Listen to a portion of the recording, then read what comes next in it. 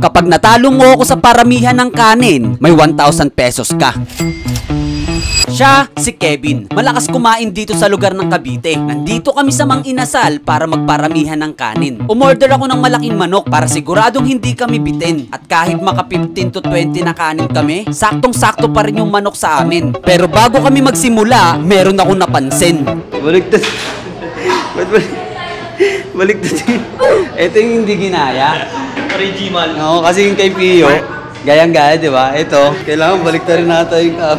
Sinimulan na rin namin yung challenge. Saktong-sakto, parehas kaming gutom na. Pero wala pang 3 minuto, humingi na agad ng kanin yung katabi ko. Medyo napaisip ako, kaya humingi na rin ako. Hindi tayo pwedeng magpatalo sa kanya. Kasi meron akong surprise para sa inyong mga followers ko. Kapag tayo ang nanalo, pero kung hindi, wala eh. Ganun talaga. Malakas ang kalaban. Hindi pa ubos yung kinakain niya. Humingi na ulit ng kanin. Kinakabahan na ako dito. Kakaiba talaga tong taong to. O sadyang nasaktuhan ko lang talaga na gutom siya. Comment down below kung ano ang sa tingin nyo. Syempre, humingi na rin ako ng sa akin. Kailangan nating makipagsabayan. Okay pa naman ako. At talagang pinaghandaan ko tong challenge na ito. Isipin nyo yun, halos ilang buwan akong nagpahinga. Walang upload at walang paramdam sa inyo. Kaya gusto kong magpasalamat sa mga nandyan pa rin. Nakasuporta, nagme-message at nagtatanong kailan ulit ako mag-upload at kailan ako babalik sa Bicol. Naka-recover na ako sa pagkakahack ng FB page natin last year at ito ang simula. Kaya bakit ako magpapatalo ngayon? Papalagan natin tong kalaban natin ngayon. Kailangan ako ang manalo.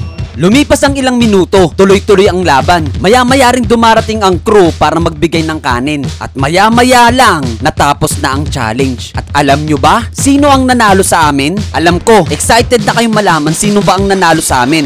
At ang nanalo sa aming dalawa ay yung natirang kumakain. Si Kevin! Grabe, sobrang lakas talaga nito kumain. Naka 8 kanin lang ako, pero siya, naka 13 na kanin. At ang malupit pa nito, may pa-take out pa siya. Meron pa siyang natirang ulam at iuuwi niya daw to sa kanila. Grabe, ginawa ko lahat ng best ko. Pinaghandaan ko to. Hindi ako kumain ng almusal at tanghalian. Pero itong si Kevin, parang 1 week niya ata itong pinaghandaan. Sobrang lakas kumain. Nagawa pa ngang maghalo-halo eh. Suko na talaga ako. At ang nanalo sa amin, si Kevin. Comment down below sino gusto lumaban kay Kevin. Comment nyo na rin kung taga saan kayo. Kasi kami na mismo ang dadayo sa lugar nyo. Dito namin sisimulan ng Dayo series. Pero hindi basketball. Dayo ng kainan.